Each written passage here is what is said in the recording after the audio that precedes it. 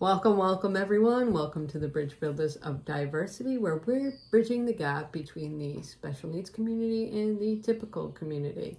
And today we're going to talk about attitudinal barriers because Roberta's just beating the tongue. I'm chomping at the bit. I am dying to talk to you about attitudinal barriers because... So what's the definition of attitudinal barriers? Attitudinal barrier is kind of just what it sounds like.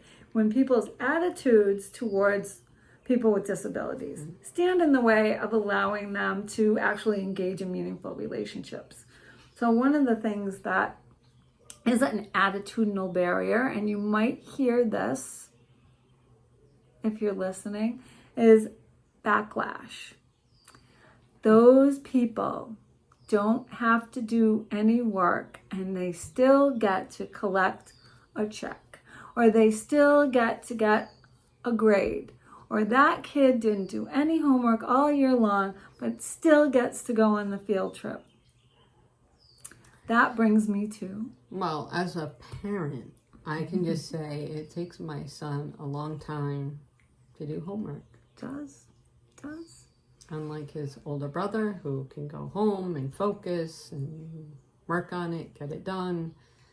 Well, between needs, fine motor issues, hearing, his low muscle tone, his impaired hearing, things are more difficult for him. His low muscle tone, so it's a struggle for him to sit up for long hours. So, should Nate be held to the same amount of homework that a typical 16-year-old would be? That wouldn't be equitable. So that brings us to the definition of equity versus equality. Equity means you get what you need to be successful. Nate, as an example, might need to do 5 homework problems. But a child who doesn't have fine motor difficulties or low muscle tone or even attention deficit, they might have to do 10 problems. Right. That means each child is getting what they need to be challenged and successful.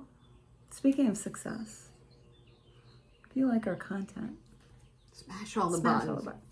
Don't forget to like, share, and subscribe. And we will continue to bring you more content and more great discussions. And you know what? We're going to throw it out to you to start these conversations. Yeah, get them put going them in your comment section too. I love that idea.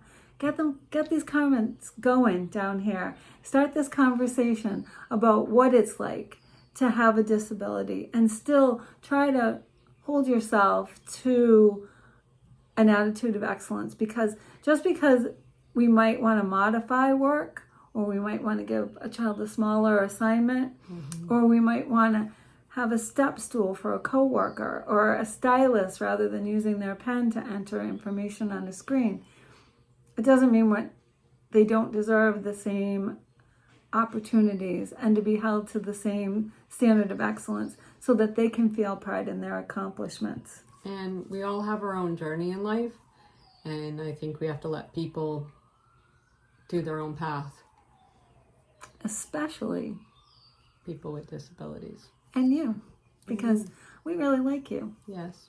And we want you to be successful. And who are you, Roberta? Oh, my name is Roberta, and I'm a special education teacher. And this is... I'm Sherry. I'm a mother of a child with Down syndrome. And together, we're Bridge Builders of Diversity, bridging that gap. For people with disabilities, between the people with disabilities and the typical world. Yes. Or both ways. It goes both ways. It's a two-way street. That's how a bridge works. Yes. You can go either way. All right. We appreciate everyone. Hi, Don't thank forget you to so like, much. share, and subscribe. Like, share, and subscribe. Get the message out there. Bye-bye.